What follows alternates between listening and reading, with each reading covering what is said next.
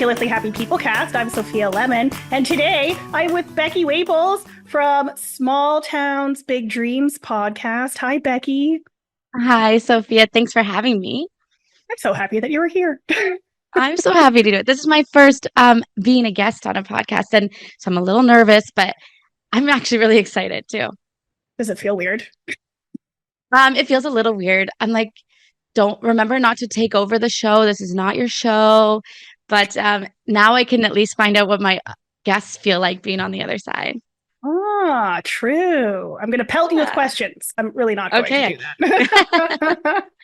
Why don't you Mm. start with telling us a little bit about your podcast, which I love, by the way. Sure. I've been listening Thank to you. it, keeps popping up in my feed, and I have to listen to Thank it. you. Yeah. Tell me a bit about your podcast.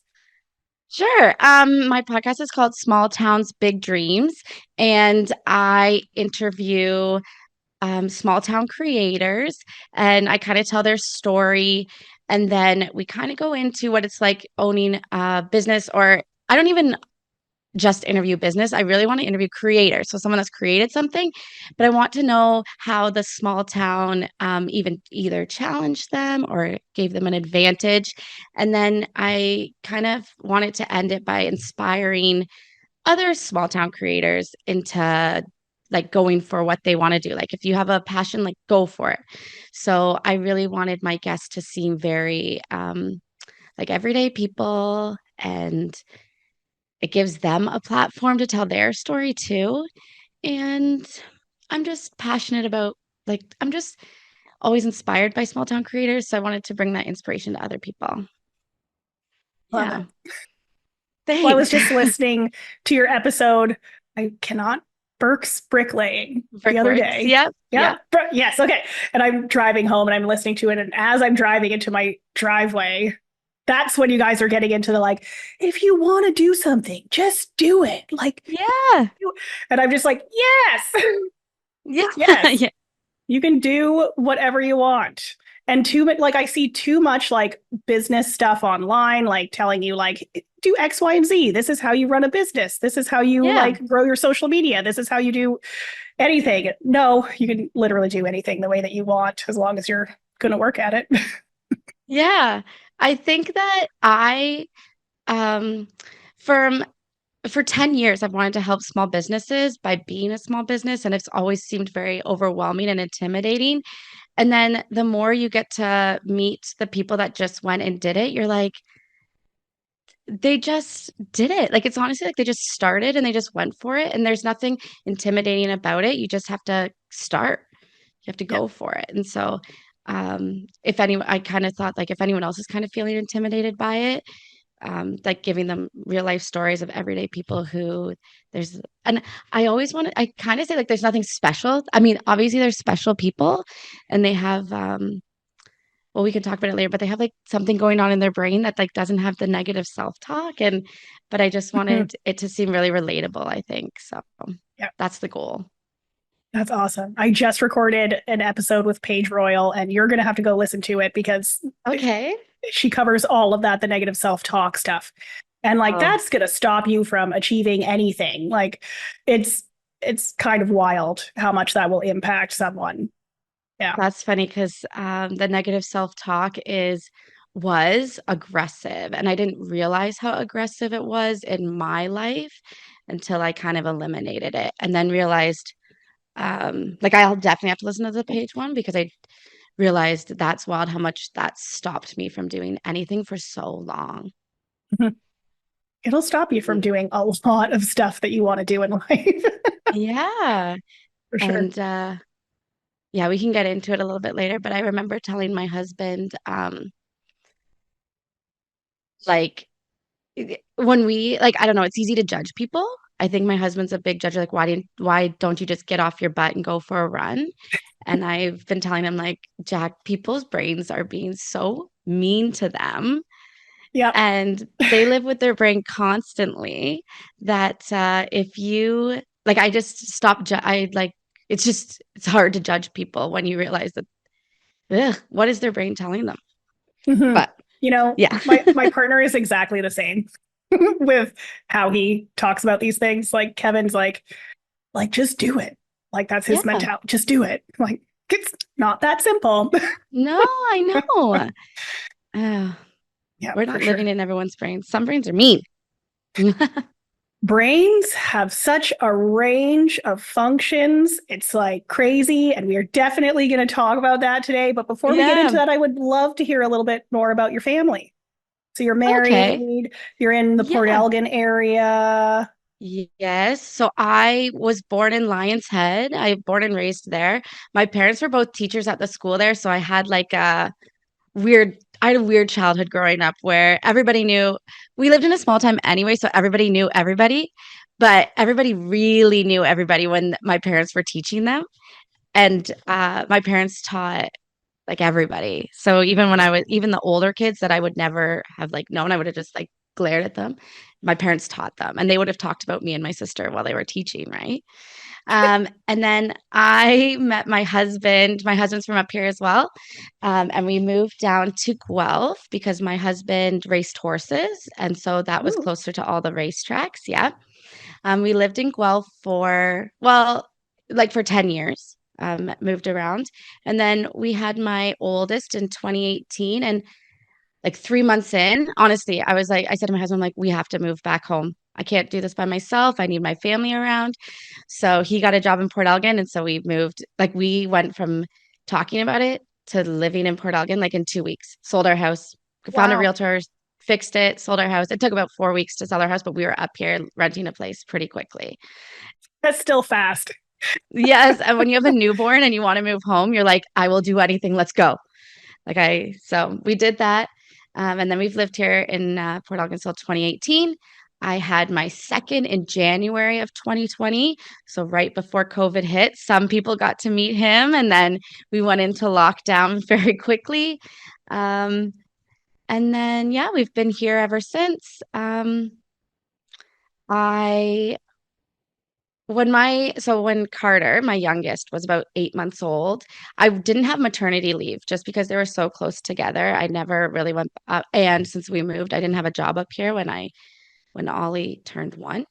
So I worked or had it in-home daycare. I took some kids in and I did that for a while. And then that got kind of got overwhelming, like never leaving the house and always being around crazy little children. So I did end up getting a full-time job when Carter was able to go to daycare. So he was about 16 months old. Um, do you want me to keep going? Because I Well, start talking. I'm loving this because you're talking about, you had your first son and you were like, I need to come home. And I'm just I like, did. I told my mother forever that if I were ever to have kids, I'm just dropping them off with her. And I'd be like, Yeah. there you go. You can raise them. Yeah. I'll be here. I said I've seen it around, but like the biggest parenting hack is being around your parents. Like my friends that live far away from their parents, I'm like, how do you do it? I was so lucky when like COVID was pretty strong and I was going to work.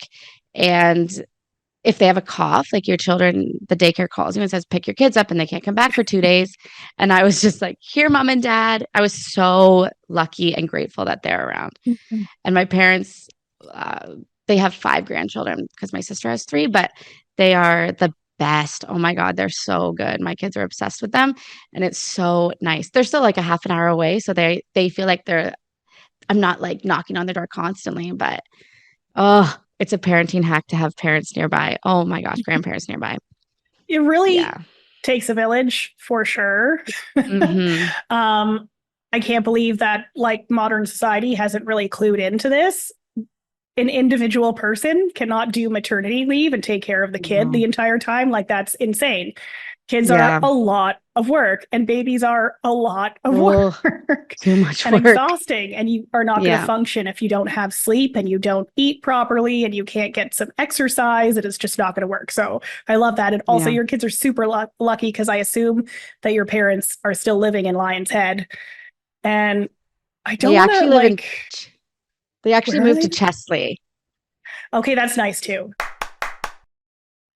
We're taking a quick break, and while we do, I have a favor to ask you.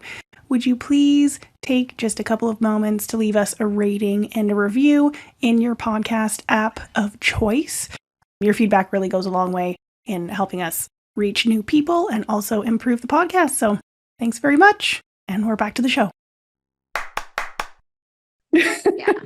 Yeah. I didn't want to talk up Lion's Head too much because I really don't want people to find it, because it's like the only place on the peninsula now that's like still kind of quiet.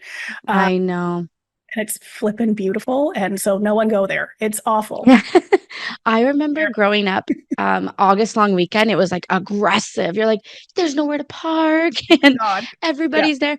And it was one weekend a year. And now, when we go up, because my family still has a family cottage in town, and it's every day. Every day you up there, you're like, I can't find parking. And I know it's not Tobamori. It's not Tobamori, but it's aggressive how many people are up there compared to when I was a kid.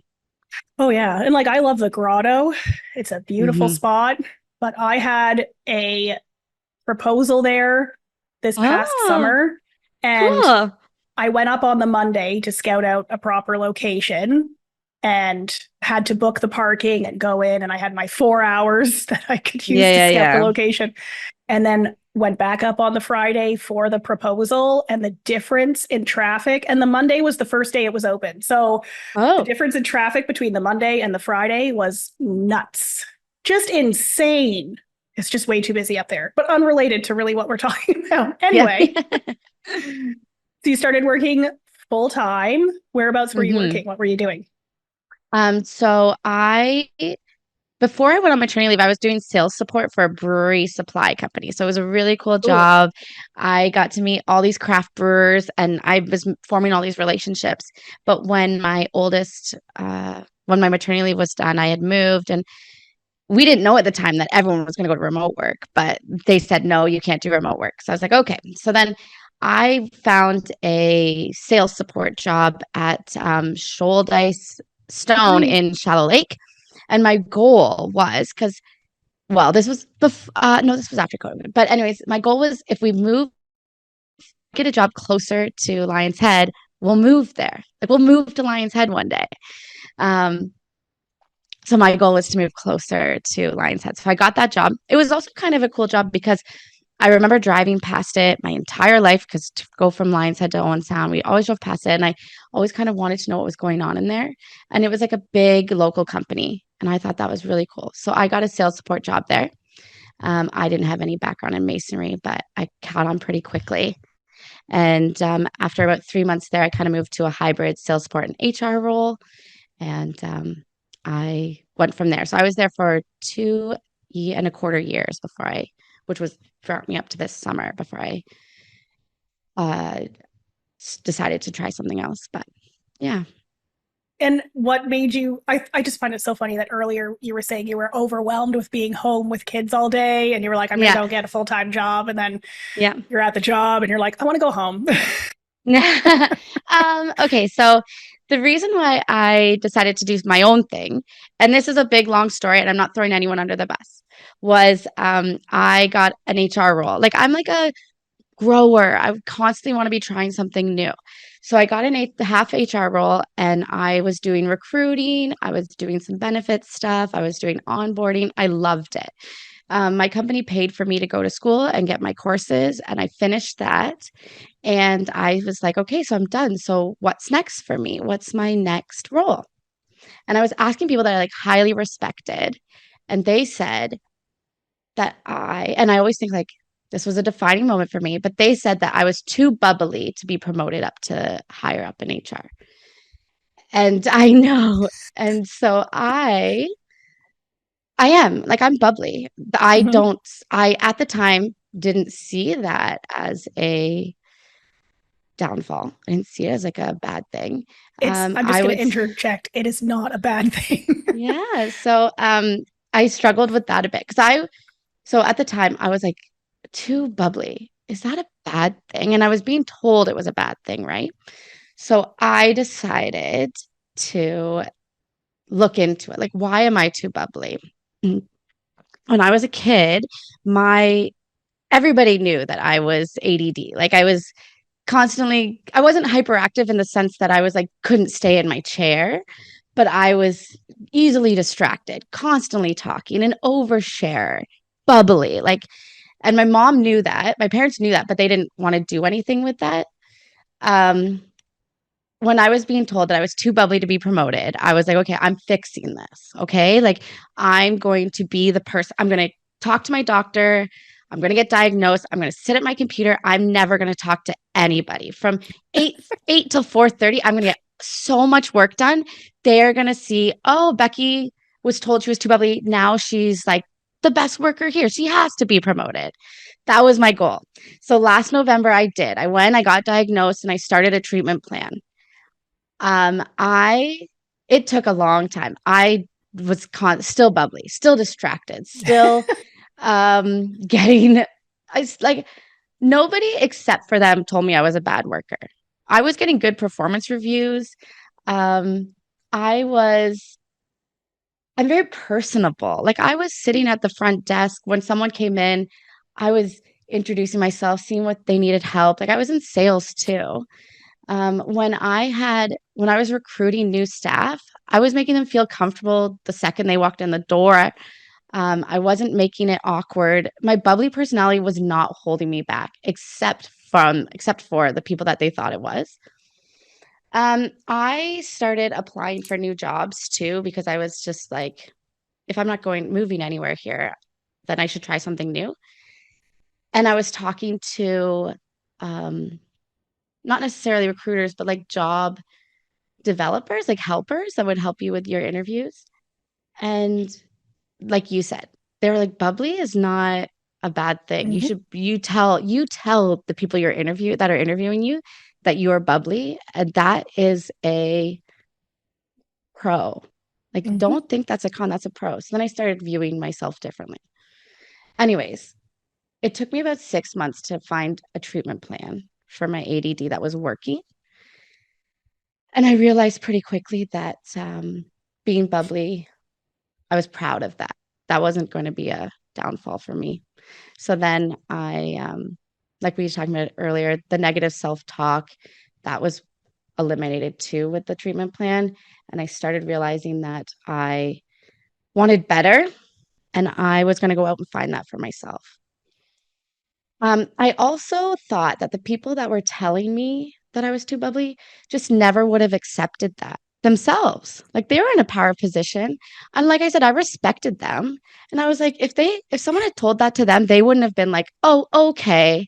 So I wasn't going to be like, oh, okay. You know what I mean? They didn't get to where they were by accepting what people were telling them. So I was like, they should be proud of me. I'm being like them. Like, I'm like, let's do that. Let's just switch things up. I'm ready to try something new. So that's, I wanted my bubbly personality to be a pro, not a con. I feel like in podcasts, it's a huge pro. And so that's, there you go. That's my story. That's awesome. Remarkable that you were told in HR role that you were too bubbly. That's baffling to Isn't it me. weird? That's so weird. So I sat in on the interviews to hire someone above me, which made sense. Like, they were going to be my mentor. And I can't even remember how many we interviewed. Let's say we interviewed 5 people. 4 of them were bubbly.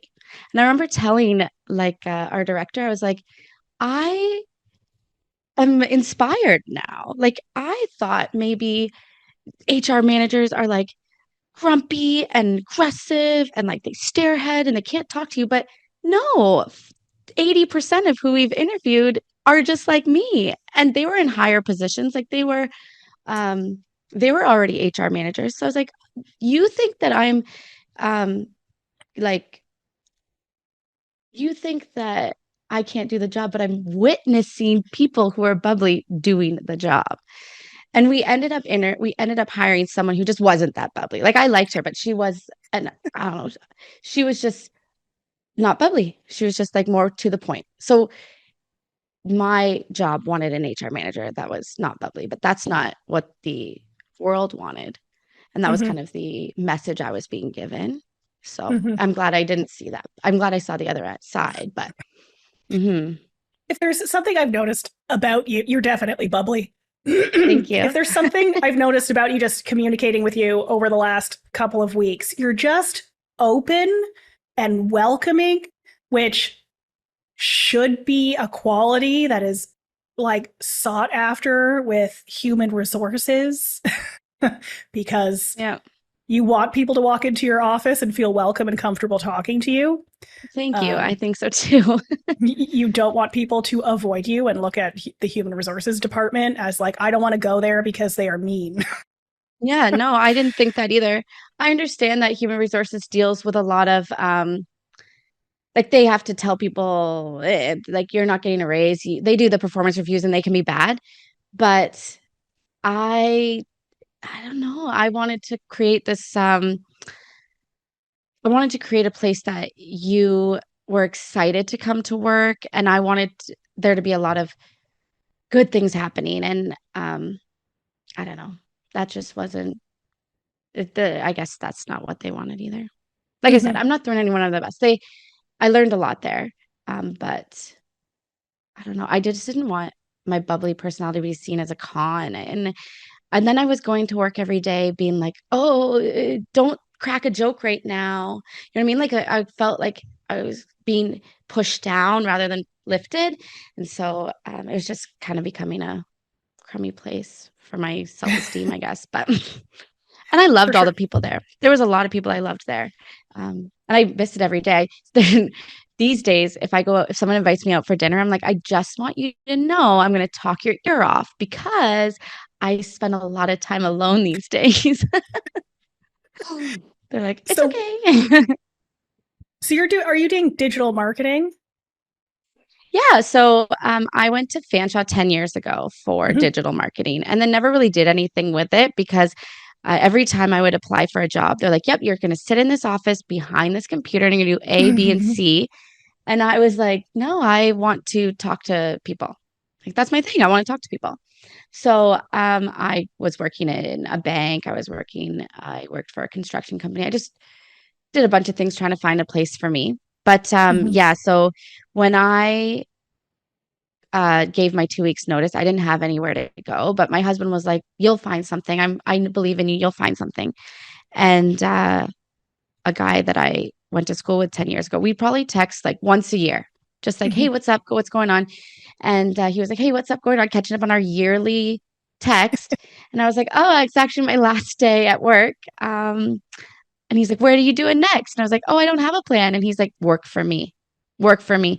Oh. He lives in BC, but he's like, and I was like, "I haven't done this in 10 years." He's like, "Becky, you are like top of the class. I want you to work for me. I want you everything's changed in 10 years anyways. So come back, do all your training, and you'll work from home forever. You make your own hours. It's only part-time right now, which is why I'm lucky enough to be able to do my podcast."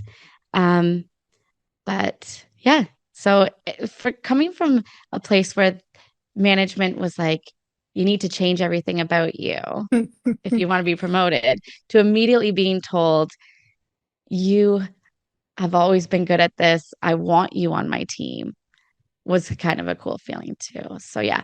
So I work for him. He's got all his own clients, but I do a lot of reporting.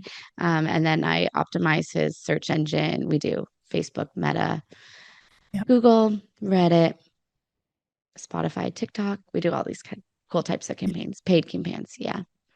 Well, that's pretty cool because it sounds like you went from an environment where your personality could have been beneficial, but was not seen that way by the people you worked with, to someone being like, no, I want your It personality was because it's going to it was work. very yeah, it Yeah. was very I remember it like I remember like leaving being like, I haven't felt this way in a while.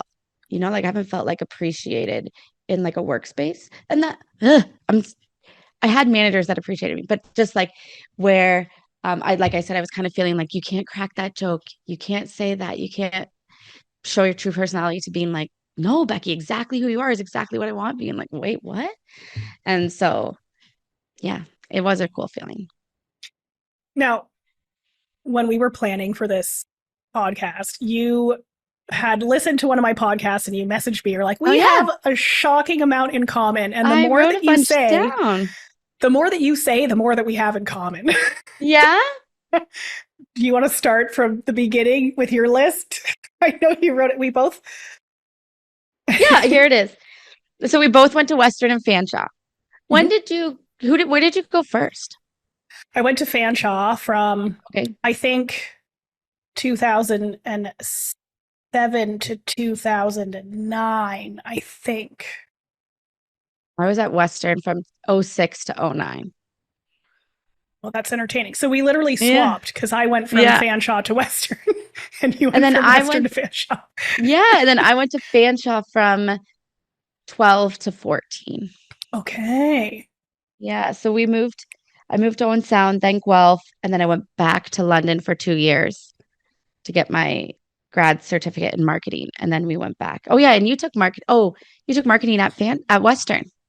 Yeah, so I did photography at Fanshawe, and then at Western I did media information and technoculture, which is just their fancy way of saying communication. Yeah. I took childhood and social institutions because I actually went to King's, but Ooh. I took three women's studies classes on Yeah. main campus. And then you said you had a minor in women's studies. Yeah, pretty much. I Yeah. did. So I finished my undergrad in 3 years. So I didn't get my minor in women's No, I didn't studies, either. No, same but with me. it was like halfway through second year that I was like, I cannot do any more school. And I went to like see a counselor and they were like, well, you can just finish in 3 years. I was like, Yeah. I'm doing that. So Yeah. Yeah. I did like just a ton of women's studies classes Yeah. every year, which was I really wanted great. Yeah. I wanted a minor in gender and sexuality studies, but they were all women's studies classes. Yeah. And I remember um, my first year women's studies class, I I don't know. So I grew up in a small town. My parents both had the same jobs. My dad did all our cooking and cleaning. My parents had very, very similar roles. I would say my mom took care of the bills. My dad took care of, yeah, like cooking and cleaning. So I remember sitting in my first year women's studies class being like, and obviously I knew not every family was like that, but like, wait, what? Wait, what? And so I found it very interesting because I wasn't living that life. I was living I grew up living a very gender role equal, like, I don't know what the words are, but Mhm. like my parents were very equal in their gender roles. And even though I knew that that wasn't the norm, like someone throwing it in my face, I was like, whoa, I'm not okay with that, you know? Mhm. Mhm. Yeah. I think we probably had some reasonably similar growing ups as well. Like my your parents definitely know my mother. So my mother was a teacher Okay. for the longest time and then she was director of HR for the Oh, school really? board. So they definitely know each other. Wait, is it Lemon? Was her last name Lemon? Yeah. Yeah, Yeah. Cynthia Lemon. I'll I'll call her text my. out. It's fine. Yeah. Haha, mom. But yeah, so similar sort of thing. Both of my parents worked, which was great, went into women's studies. And then, yeah, for sure, like heard everything in women's studies. And it just gave me a different way of framing things in my mind. It sort of gives you a way of looking at how women walk through the world and how it is actually different from how Mm. men walk through the world, specifically white men, Yep. white straight Yeah. men. Straight. And Yeah. Cisgender. Yeah. unfortunately, it gave me ways of talking about it, which come flying out of me on a reasonably regular basis with men. Hmm. Unfortunately, they have not caught up with the fact that, yeah, women have a different experience than men do in the world, which is really disappointing, but maybe we'll get there eventually. Yeah. Yeah. I'm raising two white men because I have Yep. two little boys. And so it's really my goal for them to be, oh, just the best little humans. Oh, the best little humans. That's my goal because they won't understand how much more they will have immediately just by looking at Mhm. them. I mean, I'm biased, but they're also good looking little kids. And so, I'm trying to do my best to teach them that that's not everyone's experience and that we will go over, um, well, a lot we're like I'm also very gender based, so I'm also like there's no such thing as girls and boys clothes. There's no Mhm. such thing as girls and boys toys. Like I was Mhm. we were at the bookstore yesterday and my mother said, "Well, that's a girl's book." And I cringed and I was like, "I hope my children are not hearing this." And Ollie, my oldest, brought home a Beauty and the Beast book, and he was like, everyone was telling me that this was a girl's book. And I said, and what did you say? Yeah, And he's like, well, I told him there's no such thing as girls' books. I'm like, then you're fine. Like, you just read what you want to read. My goodness. So yeah, that's a big goal is the gender base for me. Like, there's no such thing as girls and boys' clothes. for sure. Definitely. Yeah. That's Oh, awesome. I Yes. had another one. So you grew up in Coldwater? Well, I was born there. We lived there for 2 years. But yeah, you mentioned that you Yeah. have I've only family or been something over there.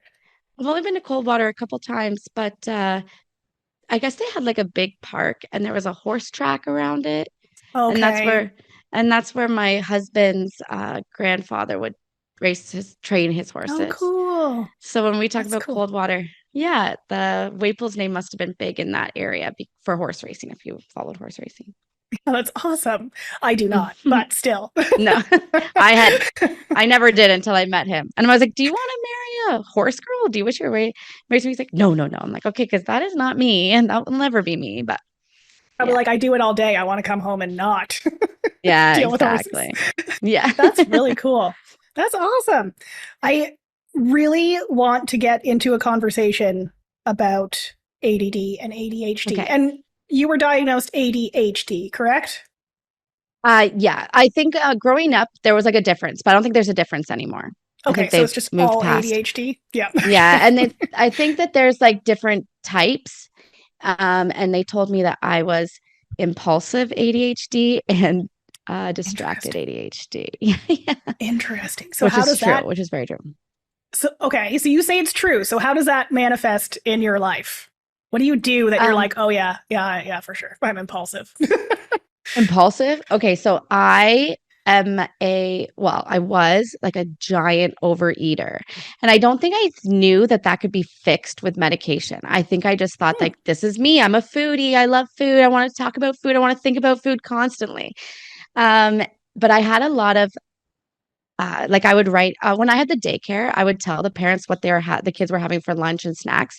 So I would make a list just so that I could give that to them a week early. And then I was like, well, I might as well do dinner too. Then I can just go and buy all my groceries.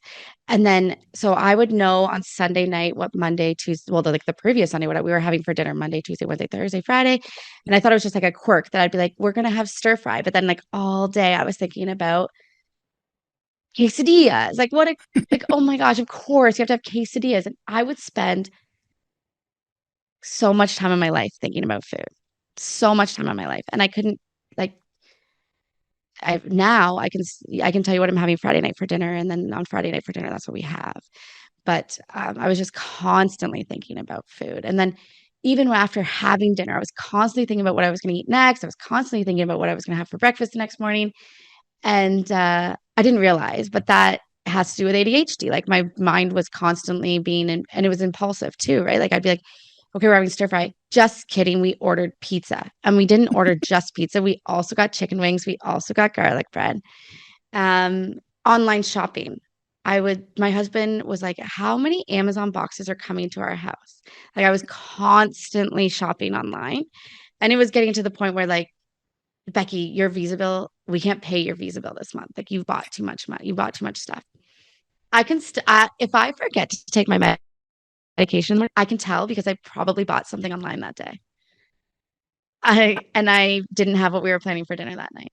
So those are two big ones. At work, I was not able to like sit at my desk. I was constantly turning around to talk to other people. At school, have to move me all the time because I was too busy talking to over people.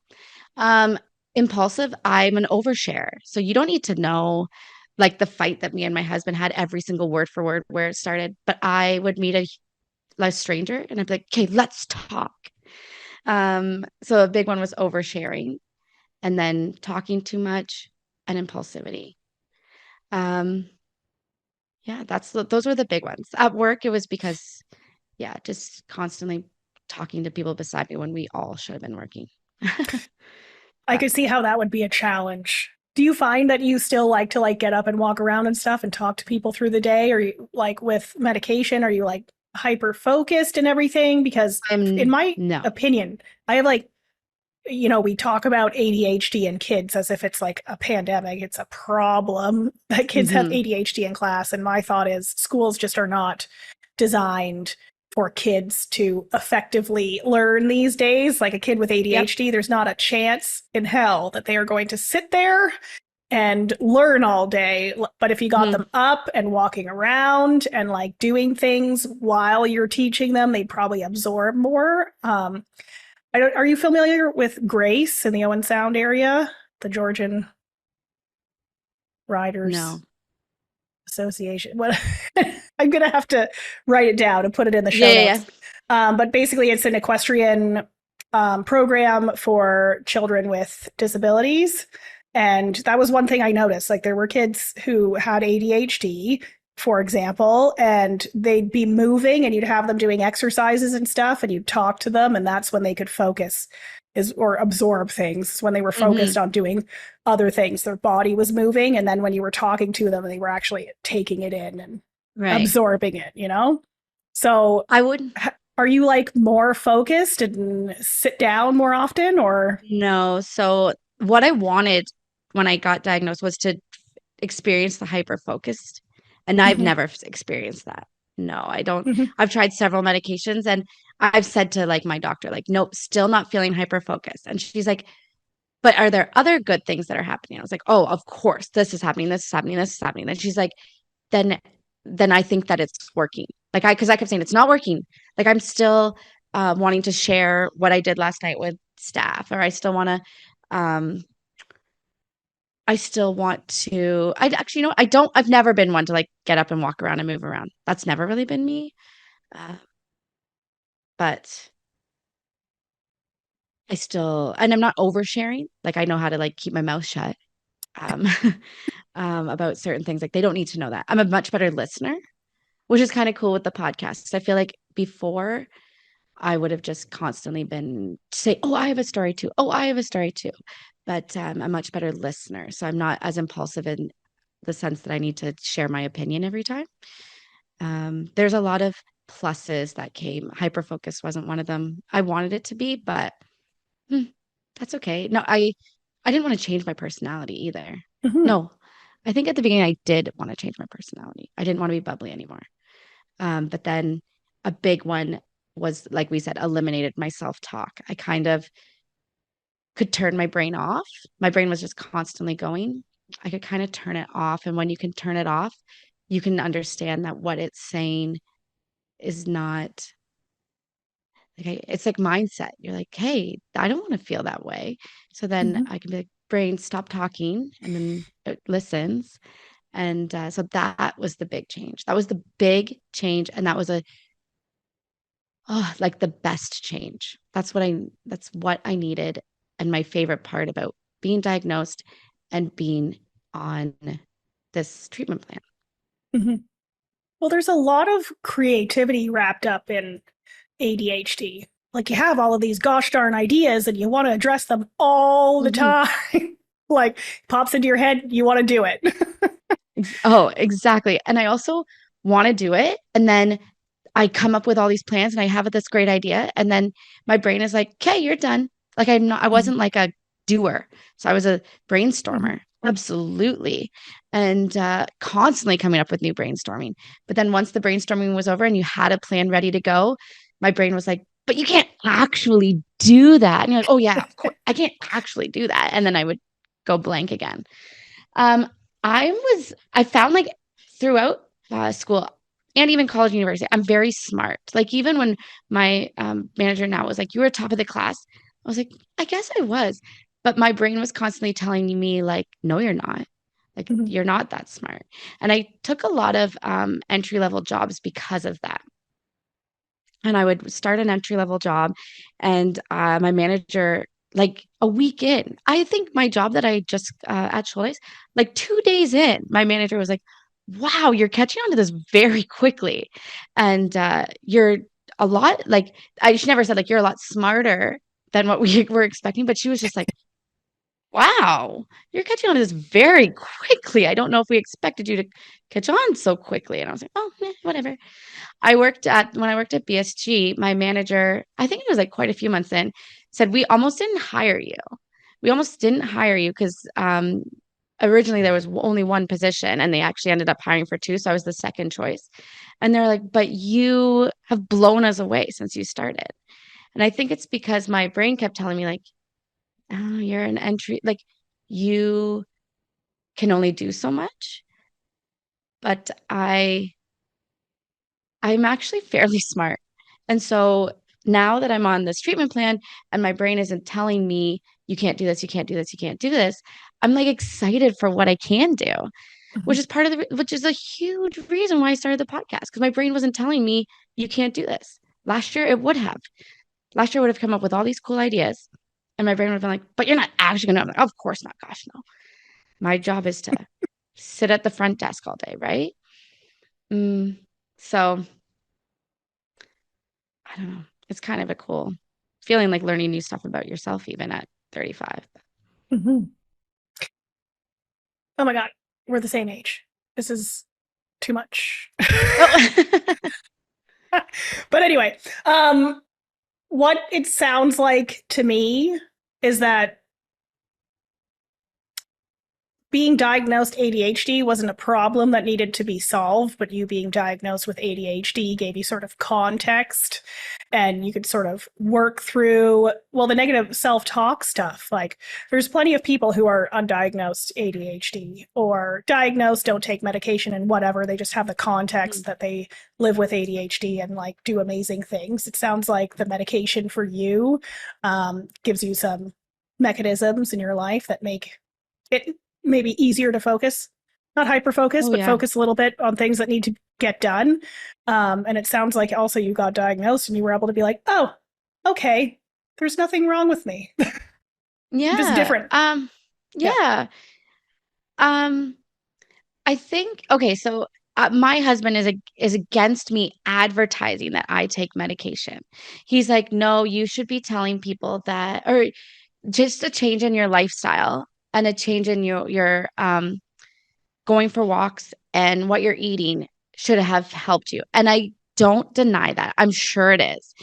But I was not eating healthy and I was not exercising because my brain was just like it was just constantly giving me other things to do. Like I was so caught up in my like I was just so busy up here in my Mm-hmm. brain that I couldn't even going for a walk didn't even seem reasonable to me. Like, do you know how many times I signed up for the gym and then my brain told me, well, you're going to go and then you're going to be late for this, or then everyone's going to be looking at you and all these things. So I was just like, okay, I'm not even going to deal with this. I'm just not going to go. And I'd just rather sit here on my phone and play the games because my brain is quiet when I do that. Or like I said, where am I impulsive with eating? Like, of course, I would like to eat a salad for dinner, but my brain's telling me how good those matzo Mm-hmm. sticks are in the Mm-hmm. freezer. And like, if they're not in the freezer, that I should go buy them, or how good the um, pizza from Domino's is. That it just got so loud in there that I was like, I'm just going to do that, or I'm just going to sit here and do nothing. So I'm not denying that going for exercises and eating healthy, which I have done so well in the last 6 months, is making a difference. There's no denying that.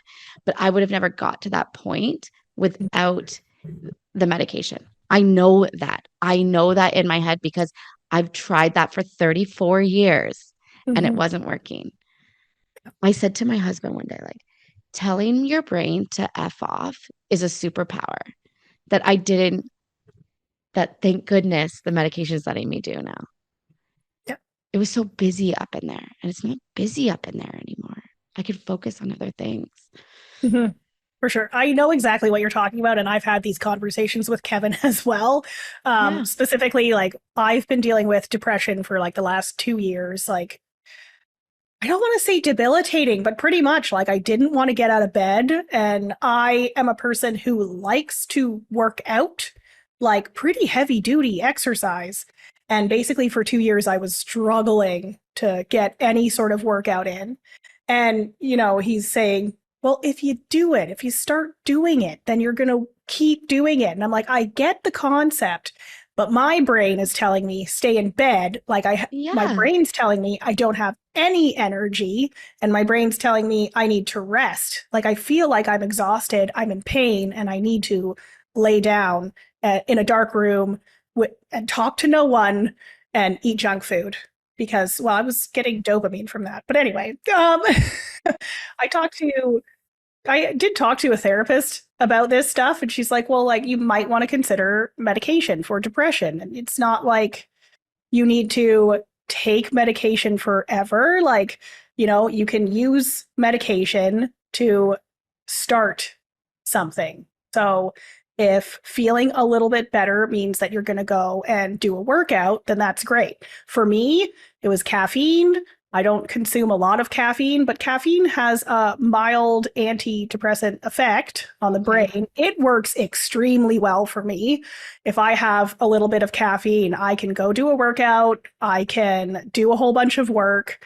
So that's been really effective for me, and also just generally letting go of the negative talk and all of that fun stuff.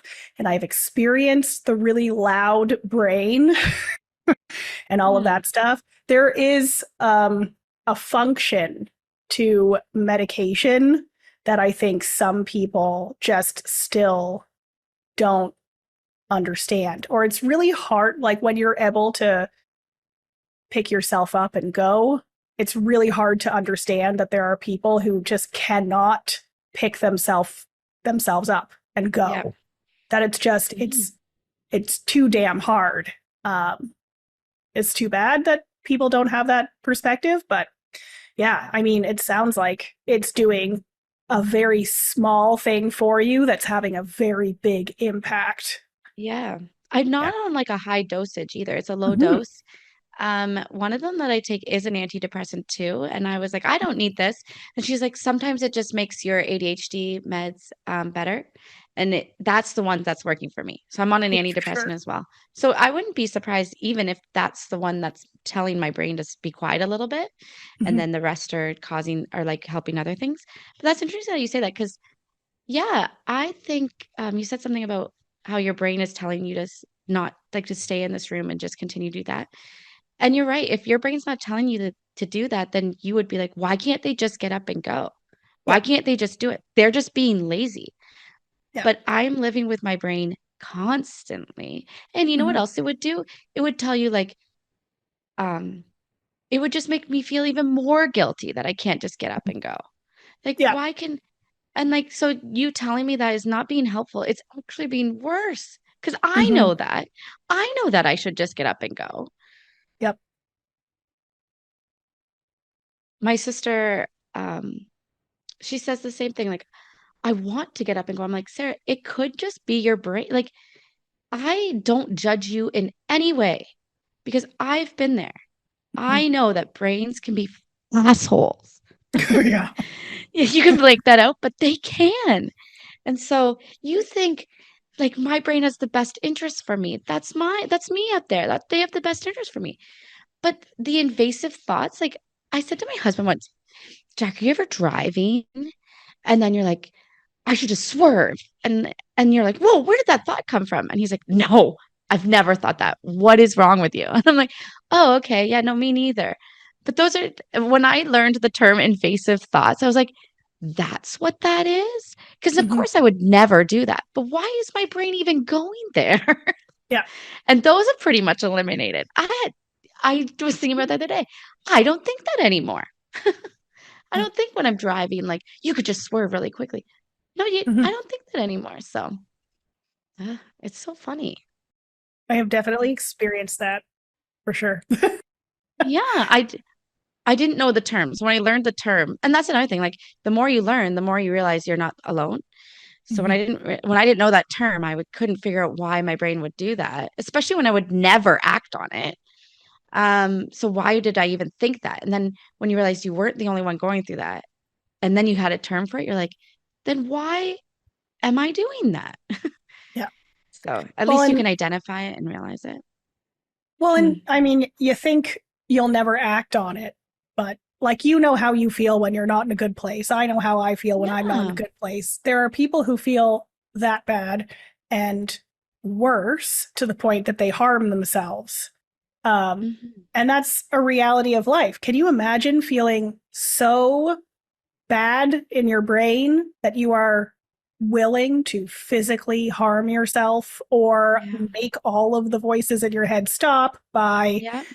ending your life. Like that's a reality for some people. And it's definitely unfortunate that some are lacking the perspective that, my brain's making me stay in bed and I can't just get myself up and go, because you're right. Like that just makes you spiral. Like I know I should be able to just get myself out of bed and go, but I can't. And like Yeah. I'm laying in bed depressed and like physically in pain. And I'm like, I know if I go work out, I'll feel better, but I But I can't get myself to can't. go work out and feel better. Mm, And I should be able to do that, but I can't. Well, yeah. that means that I'm weak. And, like it just compounds things and makes them worse. And yeah, Mhm. I think talking about these things is pretty important because hopefully someone hears that. Like, I'm taking Yeah. medication and it has flipped my world upside down and I feel so much better. Like, that's what people need to hear about, Here. not that just get out of bed and go do it, you know? Yeah. Um, I so when I was before my oldest was born, so it was probably a while ago, and I don't want to bring up the thing, but we went to a funeral. It was a very sad funeral for someone who was way too young, who had ended his own life, or what do they say? Died by suicide. And I remember being absolutely crushed, like way too young. And I had a nephew at the time who was younger than that. And I remember saying, like, I'm talking to him because if his brain is telling him that kind of stuff, we will get you help. If Mhm, he had come home diagnosed with like something like I don't like epilepsy, we get you help. You mhm, take pills for that, we get you help because that's important. But there's like a stigma. Well, I don't, it's just bad thoughts. I don't need help for that. We will get you help. We will treat it like epilepsy. We will treat it like you need help right now, and we will get you mhm, that help because it was. And I think the same with my children. And my husband also disagrees with this.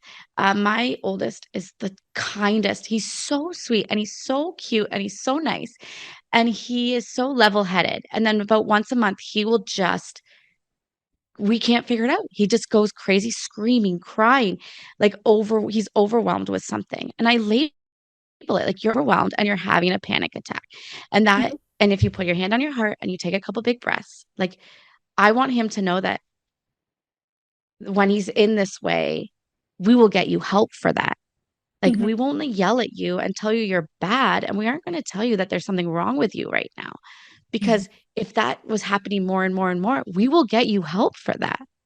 This is like, because it's a mental health thing. He's only 5, but it's not like he got hurt. It's something he's overwhelmed. And I don't know the answers, but I want him to know that if he continues to feel like this and he continues to feel overwhelmed, we will get you help for that. It's just in the same way as if you broke your arm, we put a cast on that. We get you help for that. That's like a big important thing to me because I would, oh, it was the saddest thing. And I don't want to ever go to something like that again. And yeah, it's a good step forward. And yeah. And my husband, he's like, don't label it. He's just going crazy. And I'm like, I want to label it so that he doesn't think it's just me. Like if we're just like, oh, Ollie acts like this sometimes. And he's like, that's who I am. No, no, no, no, no. We'll call it something so that you can be like, oh, I had a panic attack. If I have too many of those, we'll get help for that. mhm. I don't know. I don't know what the answer is, but that's what my theory is. Well, I think with kids, I mean, when you're I get not wanting to label things, and I don't think that you should necessarily be labeling other people. Like we have these conversations around like the LGBTQ community specifically and trans and non-binary individuals, and we don't want to Yeah. label things and Yeah, yeah, blah yeah. blah blah. I mean, with your child, you could be labeling panic attacks as a potato instead of panic attacks, and that's just when it's happening. You're like, you're having a potato. Just Yeah. let's go through the steps of Yeah. calming down. It's just context for kids at that age, like because they don't get it. And I see it with teenagers because Kevin has a couple of teenagers, and if they're in a bad mood, like they don't understand, they don't have the perspective, they don't know that they're just in a bad mood. They're just Mhm. lashing out and they're cranky and something's bothering them, but they don't have the context to address it. But like giving a kid a, a label, and the I don't context know. just gives them the mechanisms to like deal with the thing that they're dealing I with. think so. Like I remember actually in high school, I didn't get all my friends were getting accepted into university and college, and I wasn't. And I remember, or I didn't apply for college, but I applied for university and everybody was getting it. A whole bunch of people got it like early acceptance, nothing. I would check every day, zero. And I remember my mom coming into my room one day and I was hyperventilating and I was screaming and crying. Like I was throwing myself on the ground. And I've never done it since. Maybe, but I've never just, I remember the time once I finally calmed down was like, what just happened? Like Mm-hmm. I was embarrassed that I actually threw myself on the ground, like overwhelmed. And I think my mom told me like a week later, like I was like, I can't believe I acted like that. Like I was so embarrassed. And she was like, well, it was a panic attack. And once she labeled it, I realized, oh, I've heard people have panic attacks before. It wasn't, it was something out of my control, is kind of what I felt like. Like I was like, oh, that was like a mental health thing that was out of my control at that time. And the embarrassment went away. It turned out that I had filled out my application wrong. I told them that I was a French speaker. And so once I changed it to English, all of my acceptances came in. But I remember feeling like, I think, yeah, then my mom said, well, you had a panic attack. And once she had labeled it for me, so it worked for me anyways, I was like, oh, so that was out of my control. Like I had known what a panic attack was. So I knew that people that experience that, that's, they don't want that to happen. That was out of their control. Instead of me being like, all of a sudden, I was just acting inappropriately and wild. And I can't believe, what if that happens again? And so in my head, I was like, if that happens again, I can tell people I'm having a panic attack Mm-hmm. and then we can go from there. You know what I mean? So that's what it felt like at the time. And so that's what I kind of want Ollie to feel like too. Like Mm-hmm. you can be like, this is out of my control why I'm feeling like this right now. I just need to do my steps and Mm-hmm. then I feel better. So, Yeah. Well, and everyone has had the feeling of being so emotional, like angry, sad, scared, whatever, to the point that you physically feel like your body's going to explode. Like mhm. everyone has had those feelings. I would suggest that the Dalai Lama has had those feelings as well, although he's been practicing for a very long time to not let Mhm. those things get the better of him. But that is not something that we learn in school. Emotional No. intelligence is not something that is taught. And unfortunately, what we teach people is, you sit quietly, you raise your hand to speak, and you do your work. And that's about it. That's what we teach in school for emotional intelligence, which isn't really emotional intelligence. And I don't think it does kids any good. Obviously, adults, because it's not even the kids that are struggling with these things these days. It's It's us. because they didn't learn them. Yeah. Yeah. Like we're struggling pretty hard with this stuff right now. The number of people who have in my networks who have stepped away from doing things, who are when you talk to them, they're just like short and snippy and angry, and who are using the word overwhelmed. The number of people who are saying these days they're overwhelmed and they need to cut back and everything right now is like, it's a lot of people. And the people that you don't think are going to do that, like so many of the people who are in these networks with me, it's just like dropping like flies, like stepping back from roles left, right, and center because they're just overwhelmed with Overwhelmed. stuff. Yeah. And we don't know how to deal with this overwhelmed stuff. Mhm. um, yeah. Yeah. Quieting the mind is definitely a big deal. Yeah. It makes you a I better think, yeah, person. yeah.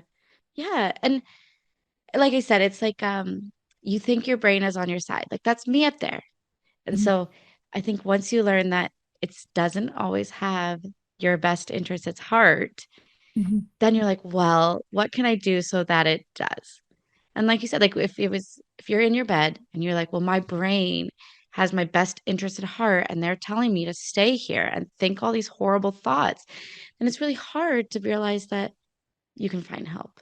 But you Yeah. can. Yeah. And I also think that some places are like Canadian mental health is probably overwhelmed right now. So even Hmm. if you're like, I need help, it might take 2 months for you to get that help. I Hmm. and that's a scary feeling too.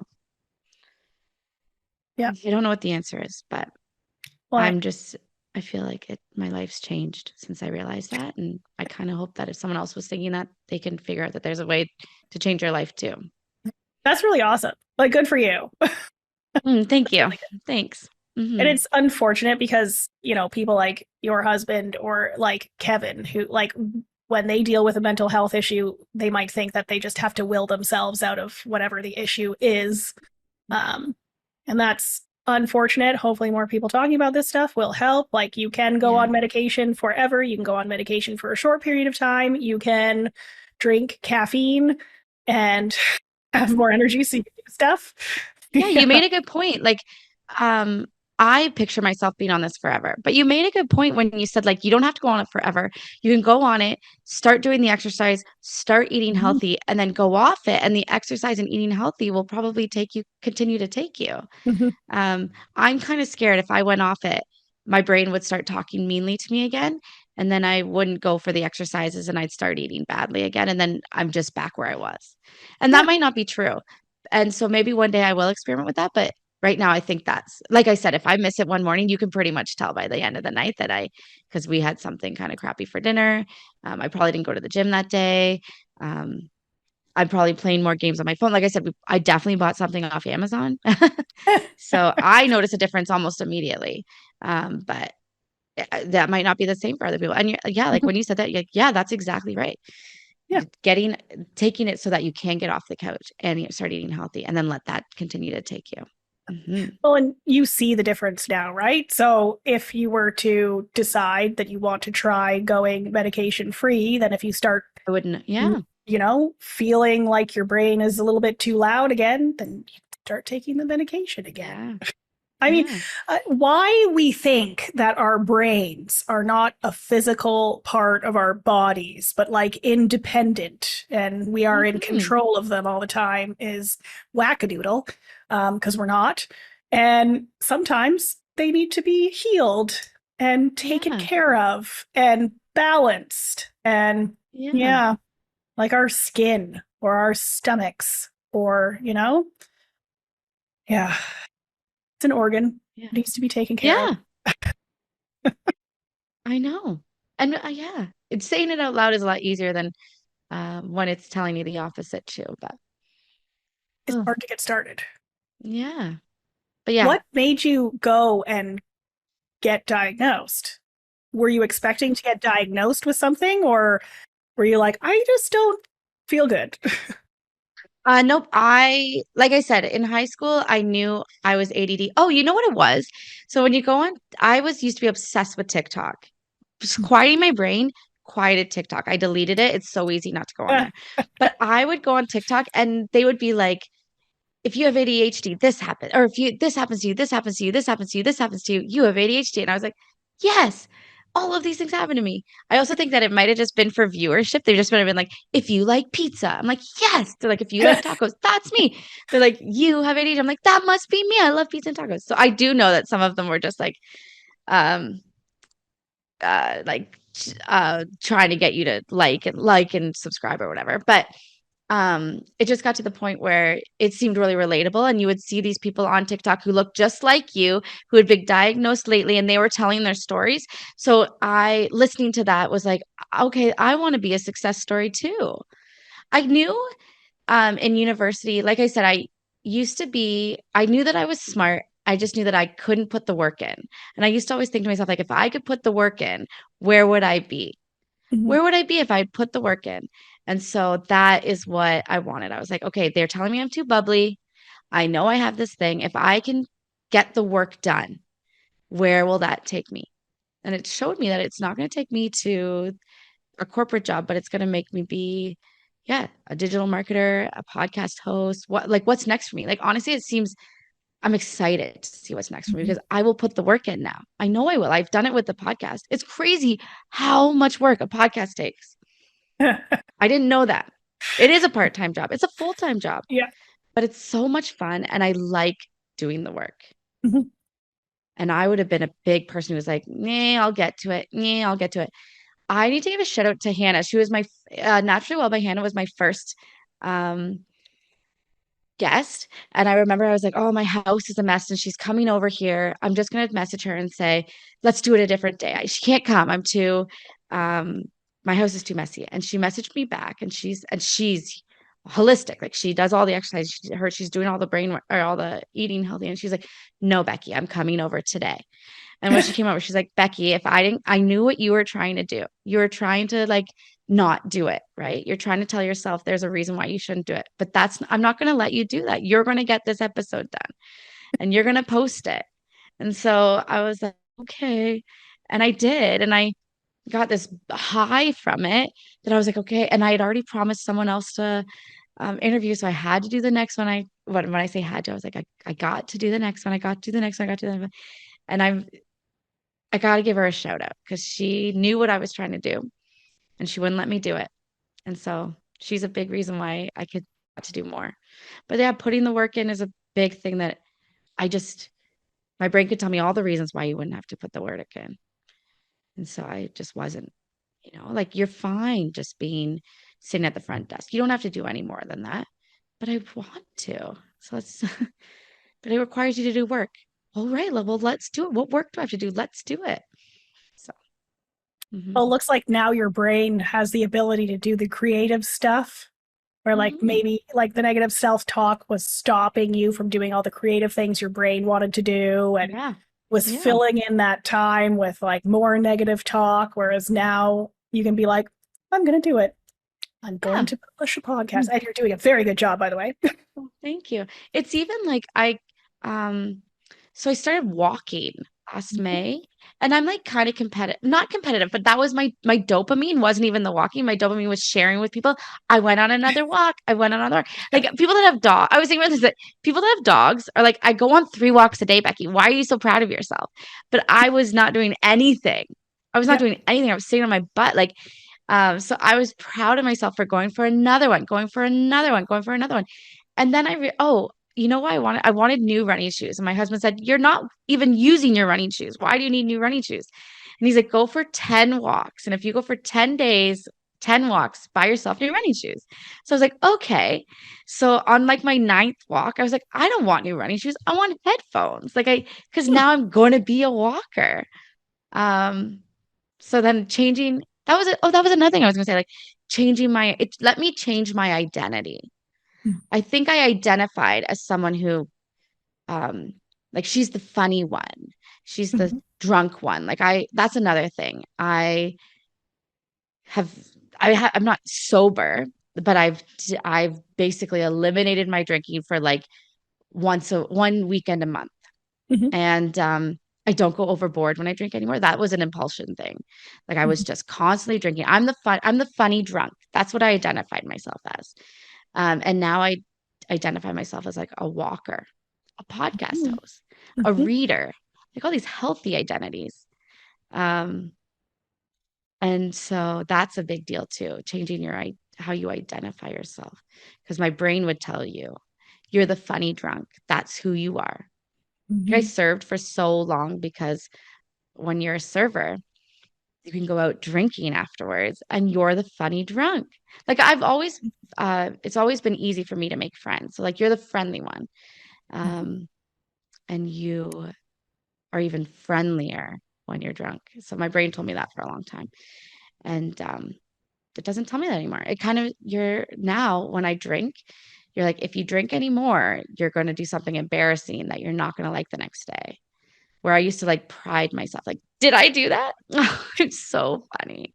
Like I made all these people laugh by doing that. That's so funny. And then like a couple days, you're like, I can't believe I did that. But that wouldn't stop me from doing it again. Mhm. And I haven't been that person. Obviously, being a parent helps, but I haven't done that in so long. And I'm super proud of myself for that. So You're really going to like the episode with Paige. I know. It's all about the identity stuff, and everything that you're saying is basically very much in line with what we Yeah. talked about. And it's like when you start living life the way that you want to, everything just sort of starts to make sense. And like it's Mhm. easy. Like it's so easy to, yeah, continue to be yourself and feel happy and everything when you're actually living life according to your Yeah. values. Yeah, for sure. Read somewhere that like you have no obligation to be the person you were 5 minutes ago. So like you can change your identity at any Yes. time. In 2022, so being diagnosed wasn't even on my radar, but I was like, I'm going to read 12 books this year because I wasn't reading. I liked reading, but like I was finding other things to do instead. So I was like, one book a month. I'm going to read 12 books this year. And I started reading and I was like, I read 99 books in 2022. And so I Jeez. went from, yeah. And so then I was identifying myself as a reader. Like people were reaching out to me to find out what books they should read. And I was like, okay. And so all of a sudden, other people were identifying me as this reader. And so that is a big thing for me because I realized I changed my identity just by doing it. So like I can be a podcast host just by doing it. And then you can tell people and you can be proud of that.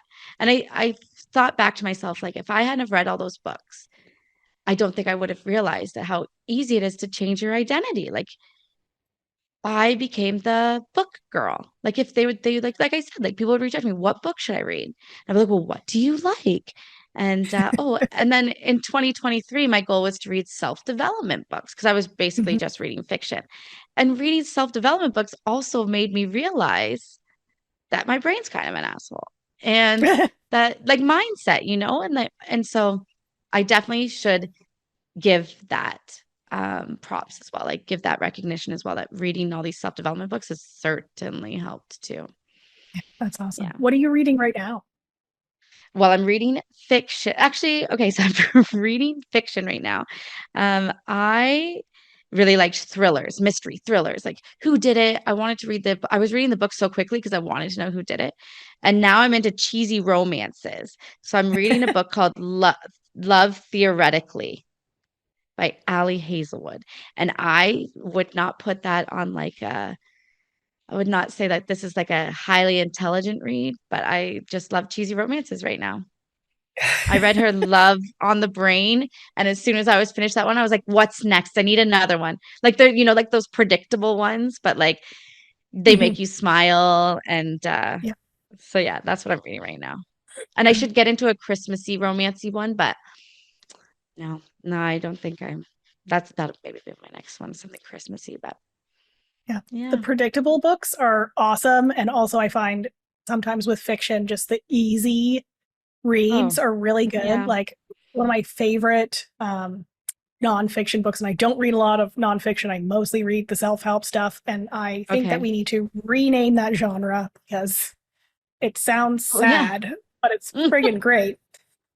Is the Poultry Collective and then the Republic of Dirt. So it's two books, one after the other, and they're so neat. It's like Okay. there's like four narrators.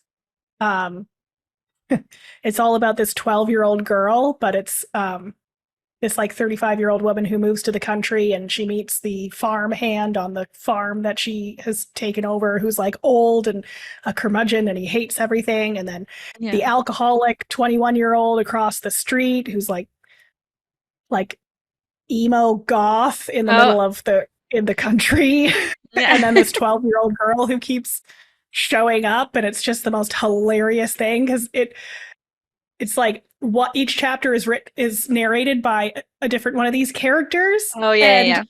so it'll tell the same like hour-long story from the Okay. perspective of each character, and Yeah, yeah.